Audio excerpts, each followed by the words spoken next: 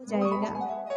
मनुष्य का स्वभाव कैसा है, अगर किसी की प्रशंसा कर दो इसके सामने तो इसे अच्छा नहीं लगता है कि काहू की जो सुनहि बड़ाई, श्वास ले हूँ जनु जुड़ी आई।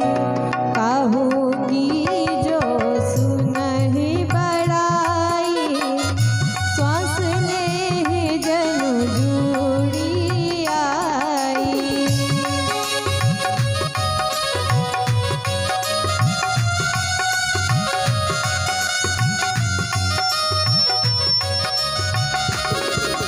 जब काहू के देखहि विपत्ति, जब काहू के देखहि विपत्ति, सुखी भय मानहु जग नृपति। सुखी भय मानहु जग नृपति। जब काहू को देखहि विपत्ति, सुखी भय मानहु जग नृपति। स्वार्थ रथ परिवार विरोधी, लंपट काम लोभ अत्रि क्रोधी। स्वार्थ रथ परिवार विरोधी, लंपट काम लोभ अत्रि क्रोधी।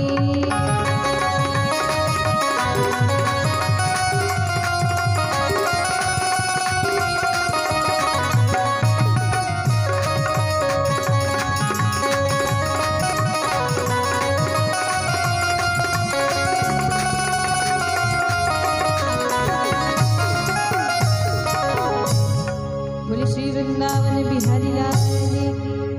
जय हो। कहने का भाव है, ये जो मनुष्य है ये अगर किसी की प्रशंसा कर दे, मनुष्य का स्वभाव ऐसा हो गया है कि केवल अपनी बड़ाई सुनना चाहता है। जितने भी लोग हैं वो केवल हमारी तारीफ करते रहे, हमारी प्रशंसा करते, किसी और की ना करें। अपनी प्रशंसा होगी तो 4 घंटे वही मनुष्य, वही व्यक्ति बैठा रहेगा, सुनता रहेगा, और पड़ोसी की प्रशंसा होगी तो ऊब करके उठ कर चला जाएगा। अरे पता नहीं क्या बातें कर रहे, वो समझ नहीं आ रहा, ऊपर ऊपर से जा रहा है। कोई अगर दूसरा खुश है तो अच्छा नहीं लगता, और दूसरे को विपदा में देख ले, विपत्ति में देख ले तो मानो सारे संसार का राजा बनकर बैठ गया हो, इतना आनंद होता है। स्वार्थी हो गया है आजकल का मनुष्य। स्वार्थ में ये अपने ही परिवार का हित और अहित कुछ भी नहीं देखता है। अरे आजकल तो ऐसे ऐसे लोग हो गए हैं कि थोड़ी सी संपत्ति के लालच में, धन दौलत के लालच में अपने भाई को ही विष पिला देते हैं। किस जमाने में कलेजा तक हिला देते हैं लोग, आँख रोना भी नहीं चाहे रुला देते हैं लोग। सगे भाई को जहर हंस पिला देते हैं, केवल थोड़ी सी धन के लालच में। आज समाज में, संसार में जिसके पास पैसा है उसी के पास सब कुछ है। कि पैसा है यार यहाँ, वरना बेकार यहाँ। पैसे के खातिर जग में इंसान लाचार यहाँ। पैसे के खातिर घर की लक्ष्मी जला देते हैं लोग। सगे भाई को जहर हंसकर पिला देते हैं लोग। न जाने कितनी न्यूज आती रहती है कि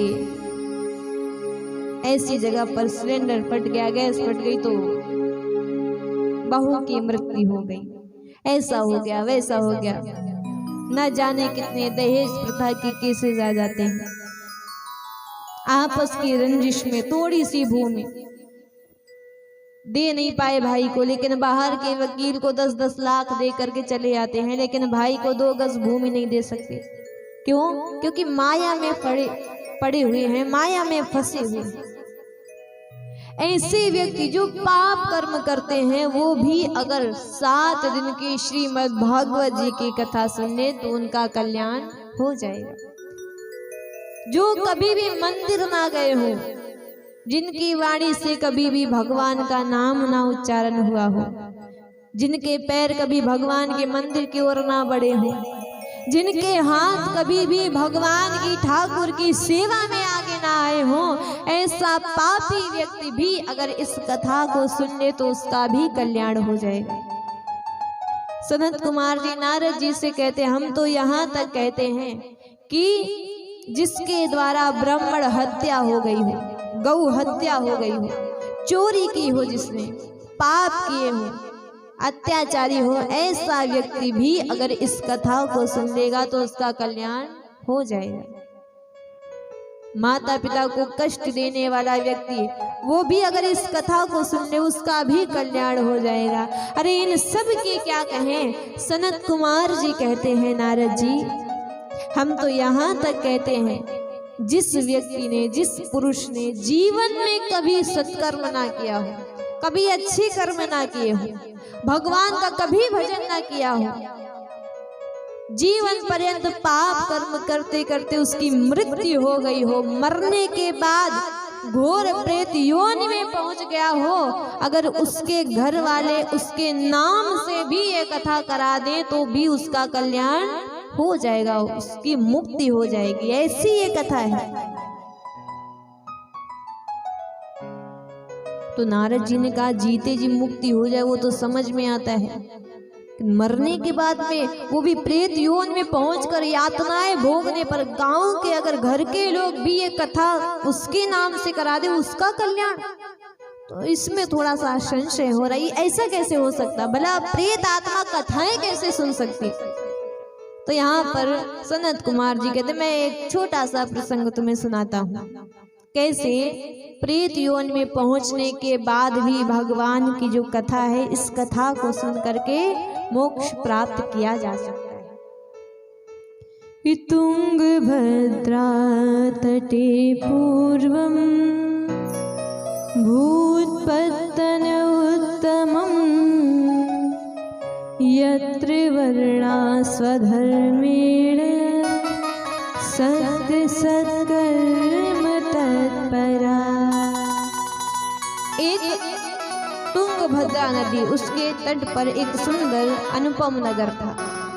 वर्णाश्रम धर्म का पालन करने वाले सभी संभ्रांत लोग वहां पर रहते।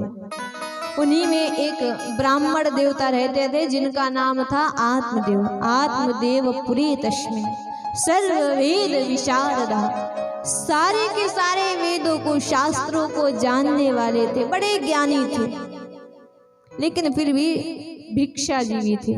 भिक्षको वित्तवान लोके तत्प्रिया धुंधली स्मृतः।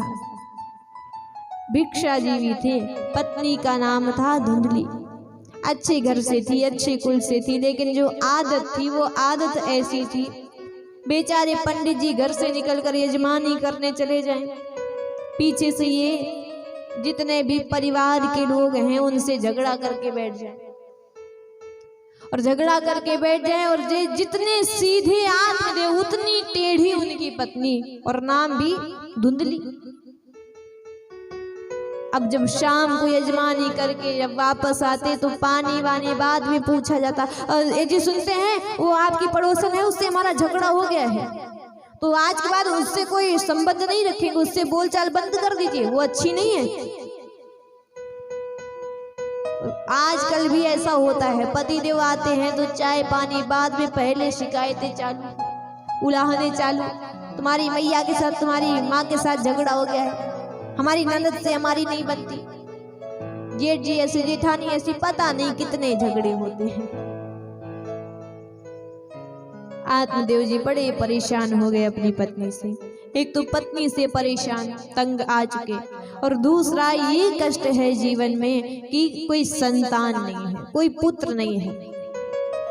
अब विचार कर रहे हैं कि दान पुण्य जो भी, जिसके देखो संतान नहीं होती है या जिसके पास जो वस्तु की जो चीज की कमी होती है, तो अगर 4 लोग कुछ भी बता देंगे, वहां पर चले जाओ, ऐसा कर लो, ऐसा उपाय कर लो तो ये आपकी इच्छा पूरी हो जाएगी, वहां चले जाओ, ऐसा कर लो, वैसा।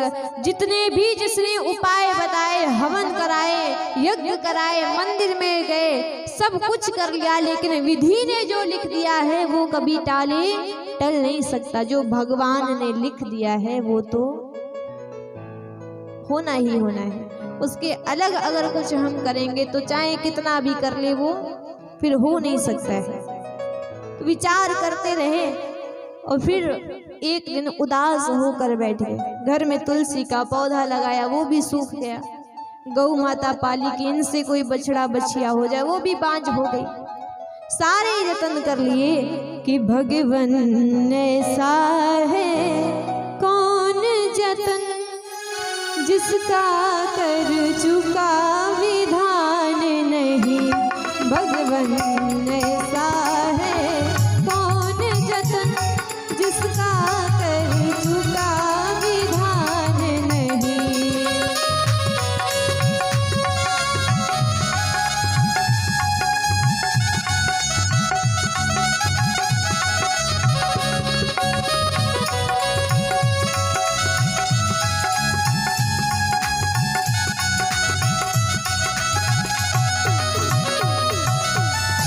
भगवन ऐसा है कौन जतन,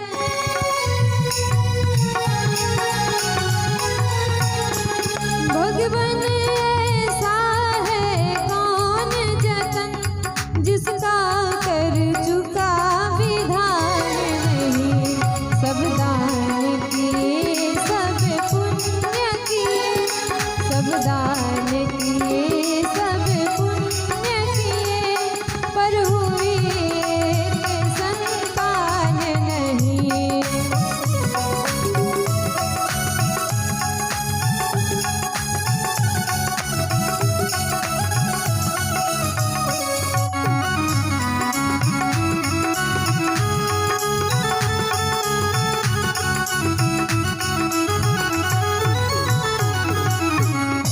सारे के सारे हमने नियम कर लिए, दान पुण्य सब किए, लेकिन पता नहीं भावी का ऐसा कौन सा चक्कर है, भावी का ऐसा चक्कर है, यह भाग कहीं भी जगह नहीं। गौ के भी बछड़ा हुआ नहीं, बिरवे में भी फल लगा नहीं।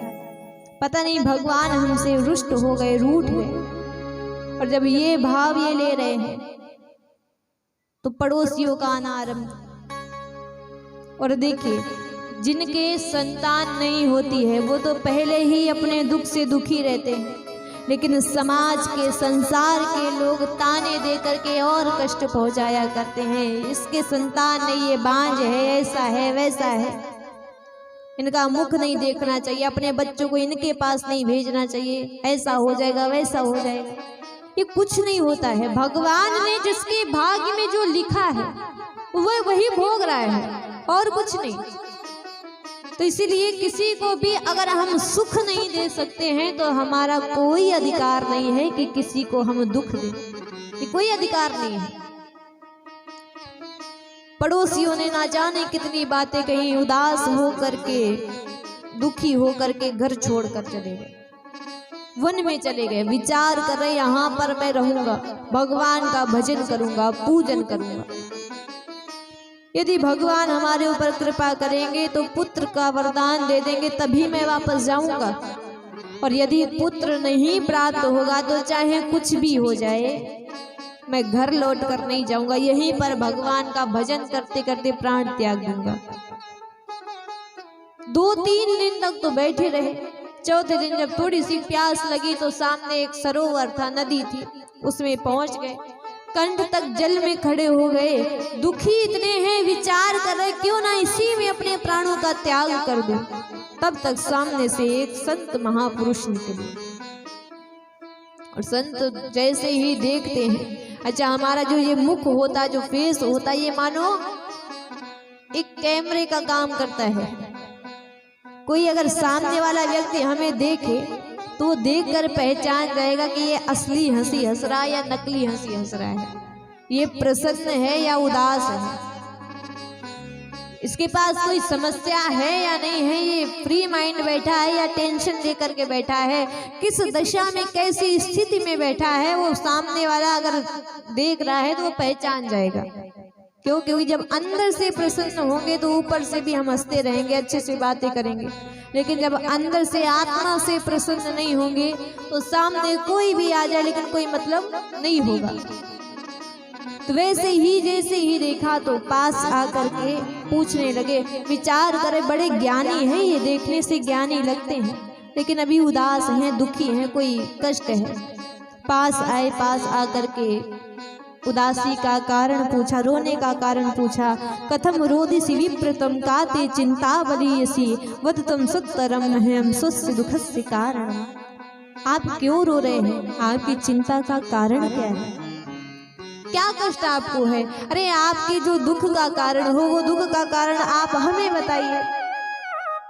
अब तो जैसे ही कहा आपके दुख का कारण आप हमें बता दीजिए, तो रोते हुए विप्र देवता आत्मदेव जी कहने लगे कि क्या बताएं, हमारे जीवन में जो दुख है ऐसा दुख तो भगवान हमारे शत्रु को भी ना दे, शत्रु को भी ऐसा दुख भगवान ना दे। क्यों? क्योंकि धिक जीवितम प्रजाहीनम धिक ग्रहम च प्रजाम बिना धिक धनम चानपत्यस्य धिक कुलम संतति बिना। प्रजा रहित राजा को धिक्कार है। घर में परिवार सुखी ना हो, परिवार के सदस्य ना हो, आनंद से बात करने वाले, तो उस घर को धिक्कार है। जहाँ धन को खर्च करने वाला कोई ना हो, धन बहुत हो लेकिन घर में सदस्य ना हो कि वो धन कहीं हम खर्च करें, व्यय करें, तो ऐसे धन को भी धिक्कार है। उस व्यक्ति के जीवन को धिक्कार है, उस कुल को धिक्कार है जहां पर सुंदर संतान ना हो। हमारे जीवन में तो यही कष्ट है। जब ये कहा तो यहाँ पर मानो ब्राह्मण देवता समझा रहे हैं कि आपसे ये किसने कह दिया कि मुक्ति का साधन जो है वो पुत्र है, बेटा है। अगर पुत्र अच्छा है तब तो वो हमारी मुक्ति का साधन बन जाएगा, लेकिन अगर पुत्र बेकार निकल गया, कुपुत्र निकल गया, हम लोग जीवन भर मरते रहते, एक पुत्र हो जाए, अच्छा बेटा हो जाए, किस लिए? अंतिम संस्कार कर देगा, वहां पर पहुंचेंगे, खोपड़ी फोड़ करके एक लोटा घी भर देगा, दाह कर्म संस्कार कर देगा, बस मुक्ति मिल गई है। संत समझा रहे हैं कि ब्राह्मण देवता आज आपके घर में पुत्र नहीं है, 4-5 साल तक आप रोएंगे, जब ताने सुनेंगे, बाद में आप आदत डाल लेंगे, अरे ये तो रोज का इनका है, भगवान की इच्छा नहीं थी सो नहीं हुआ। फिर विचार करिए, अगर आपके यहाँ कल को बेटा हो जाए और 2-4 वर्ष का जब वो हो जाए फिर उसकी मृत्यु हो जाए तो थोड़ा और कष्ट होगा। इतने वर्षों में एक तो पुत्र प्राप्त हुआ और वो भी भगवान ने अपने पास बुला लिया। यदि और विचार कर लीजिए, पुत्र हो जाए 20-22 वर्ष का युवा होकर के फिर मृत्यु हो जाए तो और कष्ट होगा, रह रह करके याद आएगी। 10-20 वर्ष और याद कर करके रोएंगे। लेकिन याद रखिए ब्राह्मण देवता, अगर पुत्र हो करके कुपुत्र निकल गया, नालायक निकल गया, बेकार निकल गया, वो जीवन पर्यंत आपको रुलाएगा, वो आपके मोक्ष का साधन नहीं बनेगा, कल्याण का साधन नहीं बनेगा। अरे हमारा ये शरीर भी है, जैसे जैसे ये उम्र ढल रही है तो जो चेहरे की चमक है ये चमक भी चली जाएगी। सुगना तो वही रहता है, आत्मा जो जीव बैठा वो तो वही रहेगा, लेकिन जो शरीर रूपी पिंजरा है वो पिंजरा बदलता रहता है। तो बड़ा सुंदर भाव आता है।